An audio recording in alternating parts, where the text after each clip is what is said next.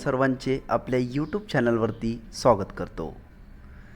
Last लेक्चरमध्ये आपण व्यवस्थापनाची कार्ये याचं सेकंड जे फंक्शन आहे, सेकंड कार्य म्हणजेच ऑर्गनायझिंग म्हणजेच संघटन, हे व्यवस्थितरित्या त्याचा अभ्यास केलेला आहे।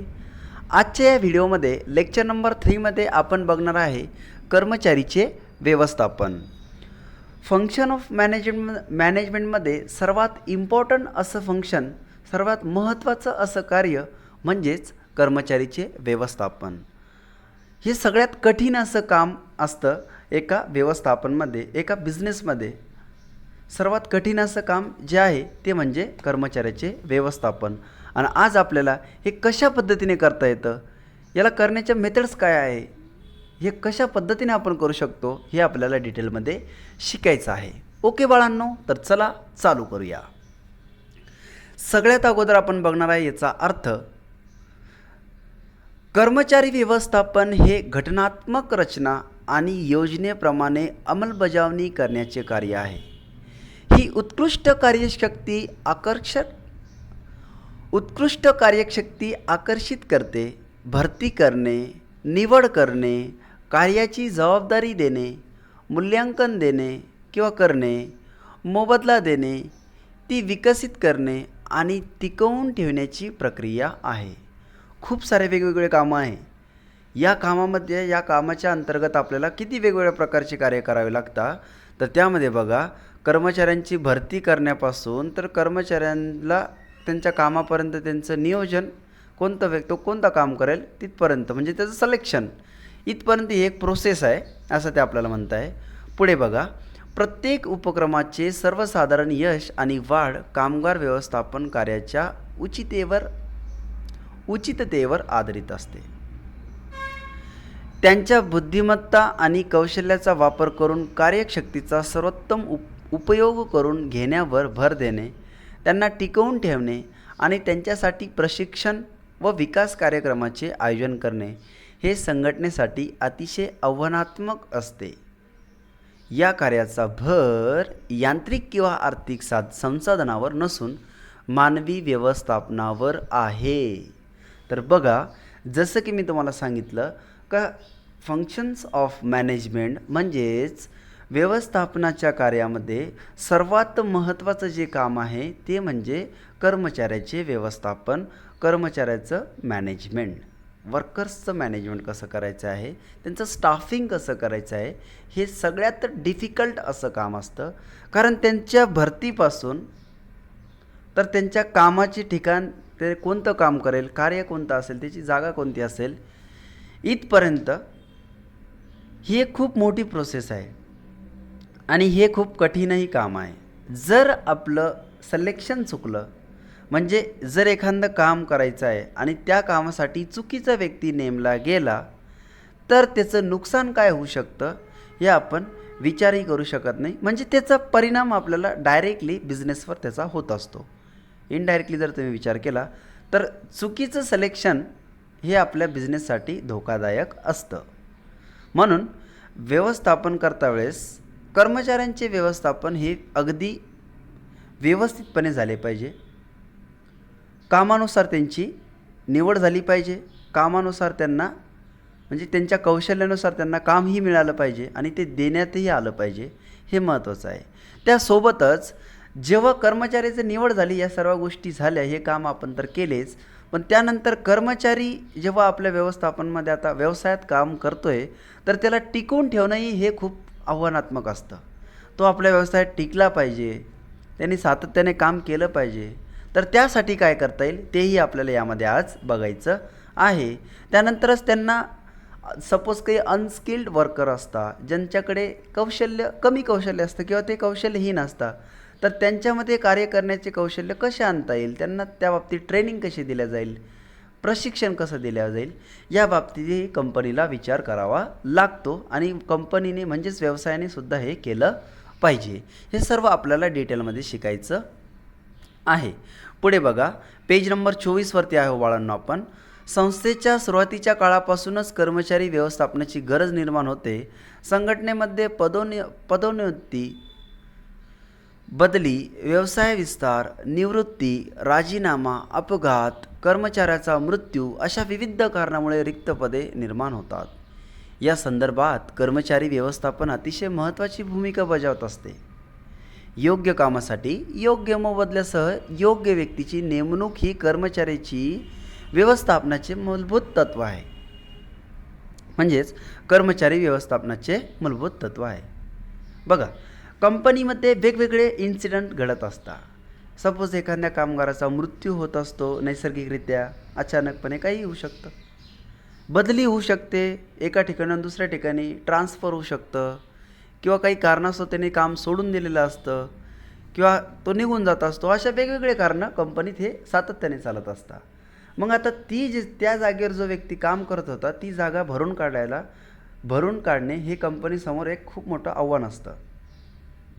कारण आता त्या जागेवरती म्हणजे त्या कामासाठी योग्य असा व्यक्ती तिथे त्यांना भरावा लागतो, त्याची निवड करावी लागते. जर तिथे ती निवड चुकली तर मग त्याचे परिणाम खूप वाईट होऊ शकतात, हे आपल्याला तर माहीतच आहे. म्हणून हे सर्व जे काम आहे हे आपल्याला कशामध्ये शिकायचे आहे तर व्यवस्थापन, कर्मचारीचे व्यवस्थापन. पुढे बघा, नेक्स्टमध्ये आपल्याला काय दिलेलं आहे तर व्याख्या. आपण बघणार आहे आता व्याख्या. कर्मचारी व्यवस्थापनाच्या व्याख्या या खालीलप्रमाणे आहे बघा, ज्यामध्ये सगळ्यात पहिला आहे थियो हायमन. हे एक विचारवंत आहे. यांच्या मते बघा त्यांनी काय स्पष्ट केलं, कर्मचारी व्यवस्थापन अधीनस्थ व्यवस्थापनची भरती, निवड, विकास, प्रशिक्षण आणि मोबदल्याशी संबंधित आहे. बघा, अगदी बरोबर. आता कर्मचारीचे व्यवस्थापन म्हणजे कोणताही व्यक्ती असून द्या, जो कर्मचारी आहे तो ह्या गोष्टी नक्कीच बघत असतो. आणि व्यवस्थापकाला ह्या गोष्टी त्याला व्यवस्थित क्लिअर कराव्या लागतात. कारण त्यांचा संबंध डायरेक्टली जर विचार केला तर कशाशी येतो, कर्मचाऱ्याचा संबंध बघा डायरेक्ट कशाशी येतो तर निवड, त्याची भरती होईल, त्याची निवड होईल, त्यानंतर त्याचा विकास, त्याचं प्रशिक्षण आणि त्याची मोबदला. म्हणजे तो जे काम करणार आहे ते काम त्याच्यासाठी कसं आहे, त्या बदल्यात त्याला काय मिळणार आहे, या सर्व गोष्टी त्याला त्या गोष्टीचं नियोजन करणं म्हणजेच कर्मचाऱ्याचे नियोजन करणं होय, व्यवस्थापन करणं होय. पुढे बघा, लुथर गिलिकच्या मते बघा काय आहे, कर्मचारी व्यवस्थापन हे कर्मचाऱ्यांना आणणे, प्रशिक्षण देणे आणि कामाची अनुकूल परिस्थिती टिकवून ठेवणे अशा पूर्णपणे कर्मचाऱ्यांशी निगडीत कार्य आहे. अगदी बरोबर. ज्या पद्धतीने वरती आपल्याला मी तुम्हाला संबंध सांगितले का कर्मचाऱ्याचा डायरेक्ट संबंध कशासाठी असतो आणि तो संबंध आपल्याला त्याचं मॅनेजमेंट करावं लागतं, त्याचंच व्यवस्थापन करावं लागतं. त्याच पद्धतीने यामध्ये आपल्याला लुथर गुलिक काय म्हणत आहे, ते म्हणत आहे का कर्मचाऱ्याचे आहे तर कर्मचारी आणणे व्यवस्थापनामध्ये, त्यांचं व्यवस्थापन करणं म्हणजे काय तर त्याला व्यवसायात आणणे, त्याला प्रशिक्षण देणे, त्याला काम समजून सांगणे, कामाची अनुकूलता टिकून ठेवणे, त्यानंतर असे सर्व कामाशी जे निगडीत कार्य आहे त्याचं नियोजन करणे किंवा त्यालाच मॅनेज करणे म्हणजेच कर्मचाऱ्याचे व्यवस्थापन होय. खूप सोपी व्याख्या आहे ही आणि तुम्हाला सहज पाठही होऊ शकते. तुम्ही व्यवस्थित व्याख्या लर्न करत चला.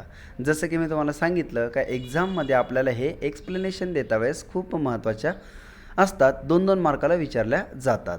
ओके, शेवटचा ऑथर आहे एस बेंजमिन.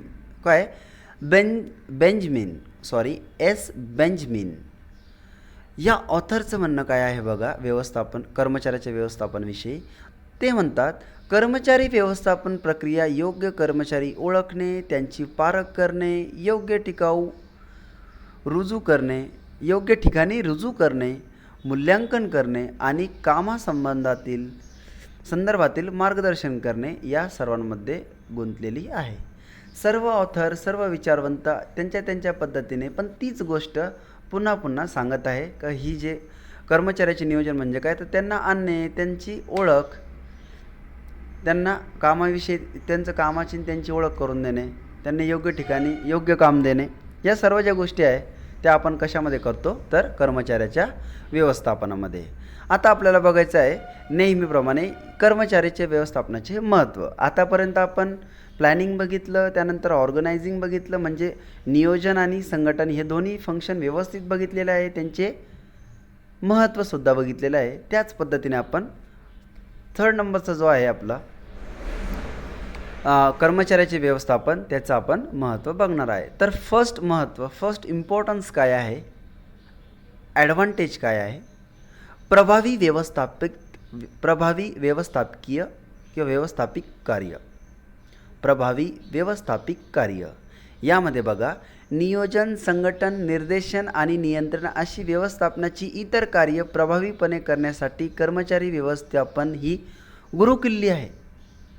म्हणजे भविष्यात हे सर्व जे काम करायचे आहे आपल्याला व्यवस्थापनामध्ये, आपल्याला जे महत्त्वाचे काम करायचे असतात, जे महत्त्वाचे फंक्शन आहे, ज्यामध्ये नियोजन, संघटन, निर्देशन आणि नियंत्रण हे सर्व काम जर आपल्याला व्यवस्थितपणे करायचे असेल तर त्यासाठी कर्मचाऱ्यांचे व्यवस्थापन झालेच पाहिजे. आणि ती गुरुकिल्ली आहे. ती काय आहे? गुरुकिल्ली आहे असं ते आपल्याला सांगत आहे. पुढे बघा, समक्ष कार्यशक्ती उत्पादन, विक्री, वित्त इत्यादी विविध कार्यामध्ये प्रभावीपणे काम करू शकते. इतर कार्यांचा परिणाम कर्मचारी व्यवस्थापनाच्या प्रभावीपणावर अवलंबून आहे.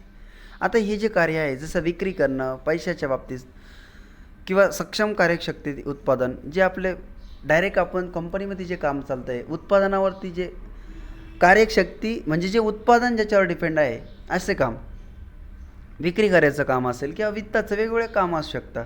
या कामाचा संबंध डायरेक्ट कशाशी संबंध आहे यांचा, तर कर्मचाऱ्यांच्या व्यवस्थापनावर त्याचा प्रभाव पडतो, ते त्याच्यावर अवलंबून आहे. ओके, या पद्धतीने हे पहिलं महत्त्व आहे. हे खूप महत्त्वाचं आहे.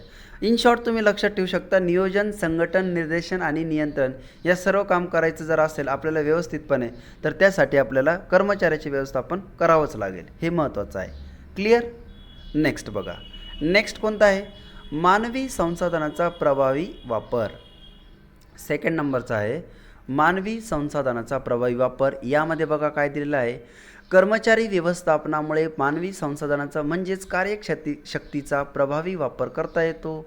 भरती, निवड, नियुक्ती, मोबदला, प्रशिक्षण, विकास इत्यादी प्रत्येक टप्प्यावर विशेष काळजी घेतली जाते.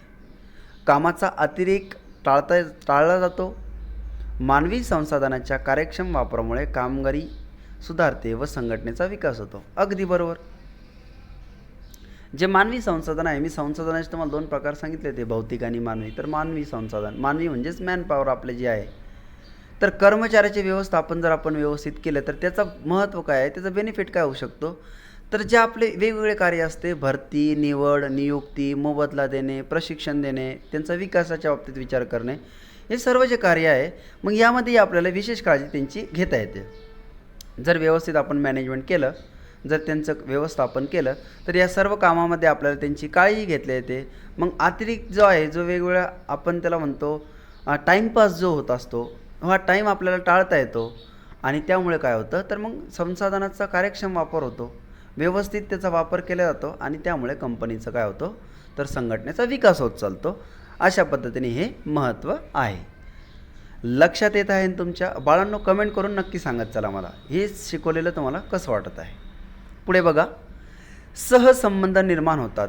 जसं की आपण ऑर्गनायझिंगमध्येही बघितलं होतं हे महत्त्व. यामध्येही बघा, या कार्याचा उपयोग संघटनेच्या सर्व स्तरावरील कर्मचाऱ्यांमध्ये सदृढ संबंध निर्माण करण्यासाठी होतो. सुरळीत सहसंबंध चांगल्या सुसंवादासाठी आणि संघटनेतील व्यवस्थापन प्रयत्नाच्या समन्वयासाठी अतिशय आवश्यक असतात.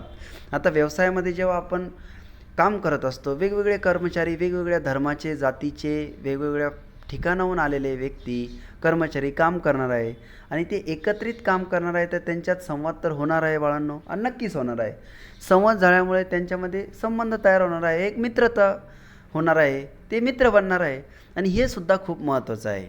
त्यामध्ये जे संबंध तयार होतात ते खूप महत्त्वाचे आहे, कारण त्यामध्येही कंपनीचाच फायदा असतो. जर कर्मचाऱ्यांमध्ये संबंध चांगले असले तर त्यांच्यात भांडणं कमी होईल. कॉन्फ्लिक्ट्स कंपनीमध्ये होत असतात, भांडण जे होत असतात ते कमी होईल आणि त्याचा बेनिफिट कंपनीलाच होतो.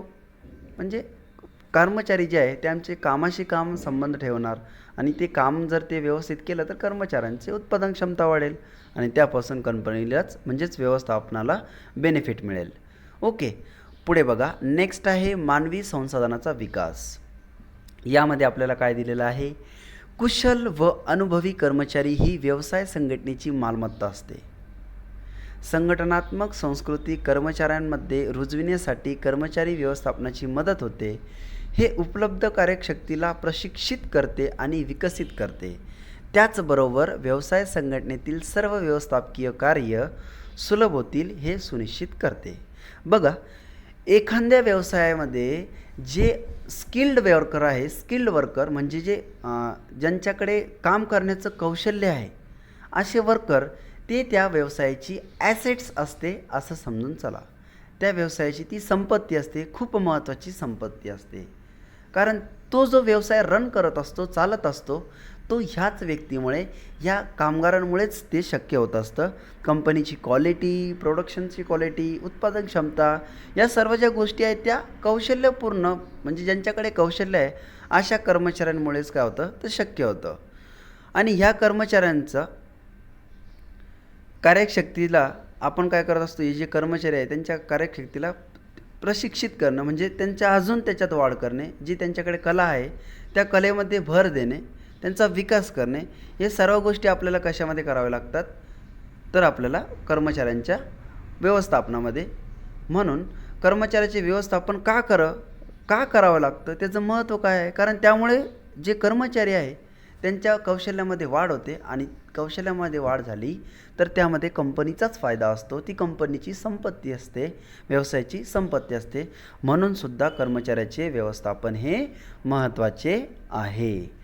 ओके, नेक्स्ट बघा नंबर 5, तंत्रज्ञानाचा आणि इतर संसाधनाचा प्रभावी वापर. यामध्ये बघा, प्रशिक्षित कर्मचारी नवीन तंत्रज्ञान, भांडवल, साहित्य, कामाची पद्धत यांचा प्रभावी वापर करू शकतात. यामुळे संघटनेची स्पर्धा करण्याची ताकद वाढविण्यास मदत होते. याचबरोबर कामाचा दर्जा, उत्पादकता यामध्ये संख्यात्मक आणि गुणात्मक वाढ करण्यासाठी याचा उपयोग होतो. बघा, हे खूप महत्त्वाचं आहे. जर आपल्याकडे वेगवेगळ्या प्रकारचे कौशल्यपूर्ण म्हणजे ज्याच्याकडे खूप टॅलेंट आहे, त्यांच्याकडे काम करण्याची कला आहे, अशी जर वर्कर असेल, अशी जर कामगार असेल तर त्यांचा बेनिफिट आपल्याला काय होऊ शकतो, त्यांचं काय महत्त्व आहे तर आपल्यासारखीच इतर कंपनी जे आपल्यासारखेच प्रोडक्शन करता, मार्केटमध्ये जे आपले कॉम्पिटिटर आहे, स्पर्धक आहे, त्यांच्यासोबत आपण स्पर्धा करू शकतो. त्यांच्यासोबत स्पर्धा करण्याची जी आपली ताकद आहे ती आपली ह्या कर्मचाऱ्यांमुळे वाढते. यांच्यामुळे काय होतं तर मग ती चांगल्या पद्धतीचं काम करते, चांगल्या पद्धतीचं आपल्याला उत्पादन करून देते, ज्यांच्याकडे कौशल्य आहे, आणि आपल्या प्रोडक्टची क्वालिटी वाढवून देते. मग मार्केटमध्ये आपल्या प्रोडक्टची क्वालिटी सगळ्यात उत्तम असल्यामुळे आपल्याला जे कॉम्पिटिशन करतं त्यांच्यापेक्षा आपण बलवान होत असतो, ताकदवर होत असतो. आणि आपली जी संख्यात्मक वाढ आहे किंवा गुणात्मक वाढ आहे, हे सर्व जे डिपेंड आहे ते कशावर आहे तर या कर्मचाऱ्यावर डिपेंड आहे. त्यांच्या प्रभावी म्हणजे त्यांचं जे टॅलेंट आहे, जे कला आहे त्याच्यावर डिपेंड आहे. ओके, म्हणजेच काय, जे तंत्रज्ञान किंवा इतर संसाधनाचा प्रभावी वापर आहे ते कोण करू शकतं तर ज्यांच्याकडे कला आहे, ज्यांच्याकडे त्या व्यक्ती त्या तंत्राविषयी सपोज एखादी मशिनरी आहे ती कशी चालवायची त्या बाबतीत ज्ञान आहे, तोच व्यक्ती हे करू शकतो. म्हणून त्यांचा प्रभावी वापर करणंसुद्धा महत्त्वाचं आहे. ओके, आता पुढे बघा नंबर 6, कार्यक्षमता वाढते. आता हा जो पॉईंट आहे कार्यक्षमता वाढते, हा तुम्हाला प्रत्येक फंक्शनमध्ये बघायला भेटेल, कारण हा खूप महत्त्वाचा आहे आणि हा कॉमन पॉईंट आहे जो परत परत आपल्याला रिपीट होऊ शकतो. मी यापूर्वी 2दा हा पॉईंट रिपीट केलेला आहे, तर आता मी थोडासा शॉर्टमध्ये याला सांगून देतो. कर्मचाऱ्यांना स्वतःचा विकास करण्यासाठी तसेच संघटनेच्या प्रगतीसाठी प्रशिक्षण व विकास कार्यक्रम उपलब्ध करून दिले जातात.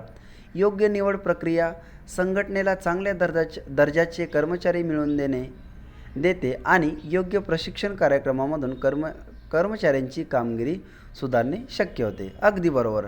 जर योग्य कर्मचारी आपल्याकडे असेल, चांगल्या पद्धतीचा कर्मचारी असेल, जो चांगलं काम करतोय, तर नक्कीच काय होईल, त्या कर्मचाऱ्यामुळे त्याची कार्यक्षमता वाढेल. आपण जर एखाद्या व्यक्तीकडे थोडंसं कमी कौशल्य आहे, कमी कला आहे आणि जर त्याला वेळोवेळी प्रशिक्षण दिलं, ट्रेनिंग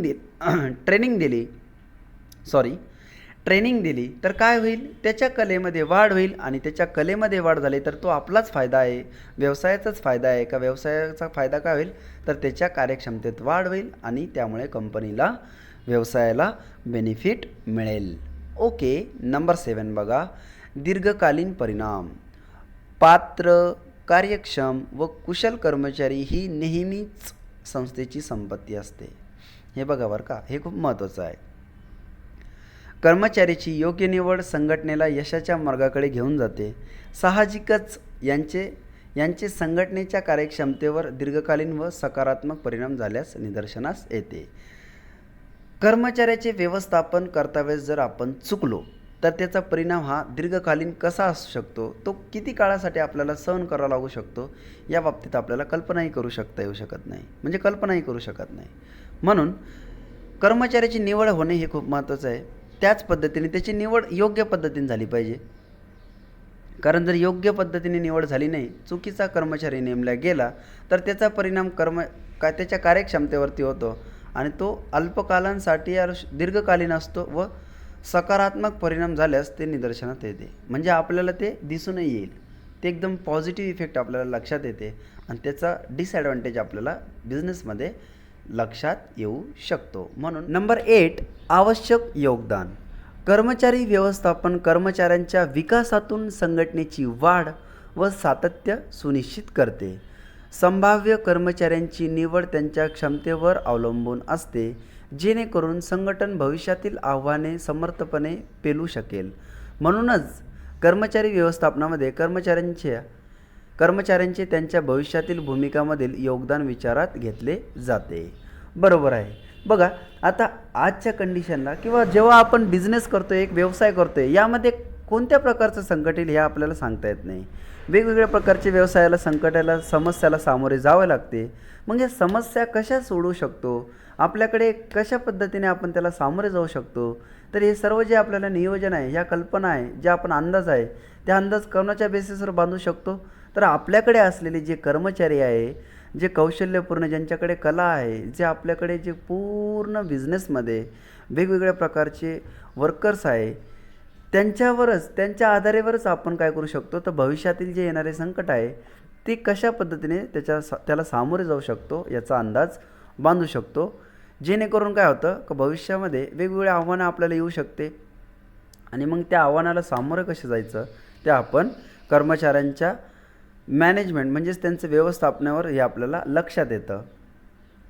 आपल्याकडे जे असलेले कर्मचारी आहे, किती कर्मचारी आहे, आपल्याला भविष्यात कोणकोणत्या प्रकारचे संकट येऊ शकतात, कर्मचाऱ्यांचं संकट येऊ शकतं का, व्यवसायामध्ये पैसा कमी पडू शकतो, व्यवसायामध्ये आता जसं रिसेशन ज्याला आपण म्हणतो, म्हणजे चढ उतार चालू असतं मार्केटमध्ये. कधी आपलं उत्पन्न आपल्याला मागणी जास्त असते, मागणी कमी असू शकते, हे कमी जास्तपणा होत असतो. मग त्यामुळे आपल्याला आपल्याकडे जे असणारे कर्मचारी आहे तर त्यांचा वापर करून आपली जी कमी असलेली मागणी कशी वाढवता येईल ते सर्व गोष्टीचा अंदाज आपल्याला यामध्ये बांधता येतो. म्हणून त्यांचंसुद्धा यामध्ये खूप जास्त महत्त्वाचं योगदान असतं कर्मचाऱ्यांचं. म्हणून कर्मचाऱ्याचं व्यवस्थापन हे खूप महत्त्वाचं आहे. त्यानंतर बघा, नेक्स्ट आहे नंबर 9, कामाचे समाधान.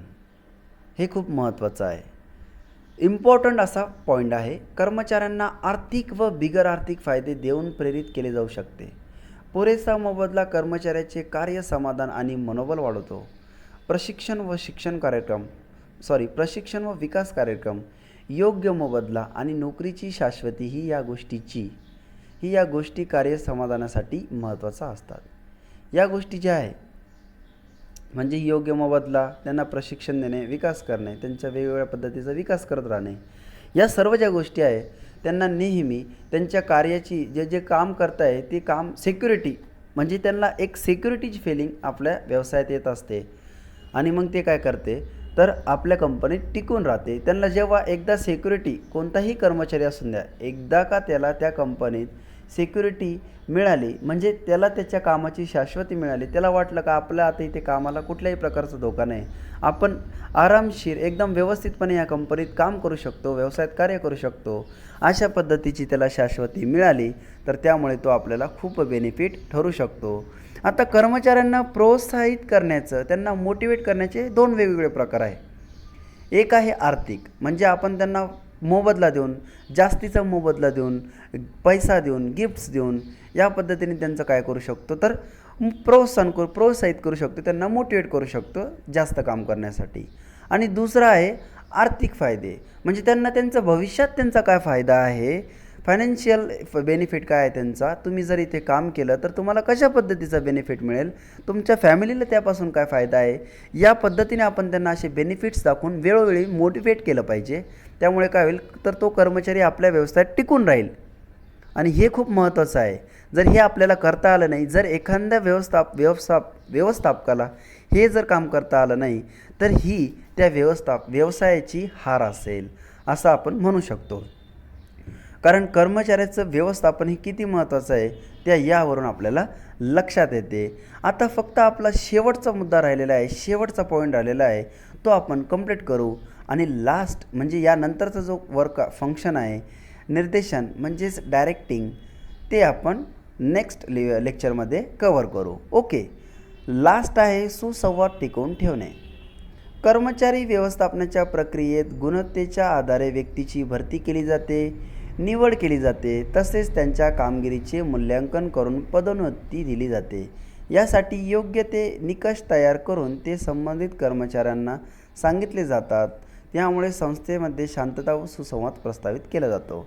आता कर्मचाऱ्यांचा विकास कशावरती डिपेंड आहे, तर ते जे काम करत आहे त्यावरती, त्यांनी जे एक्सपिरियन्स जसा जसा त्यांना मिळणार आहे, ते जे काम करत आहे, वर्षानुवर्ष आपल्या कंपनीत एका व्यवसायात काम करत आहे आणि ते काम करत त्यांना खूप जास्त अनुभव आला, त्यांना त्यामधलं संपूर्ण ज्ञान आलं, तर त्यामुळं काय होतं, मग त्यांच्या व्यवसायामध्ये आपण त्यांना पदोन्नती करतो. म्हणजेच त्यांना एका पदावरून दुसऱ्या पदावरती नेतो. जर ते आज एका छोट्याशा पदावरती असेल तर त्यापेक्षा चांगल्या पदावरती त्याची काय करतो, आपण उन्नती करतो, म्हणजेच त्यांचा विकास करतो.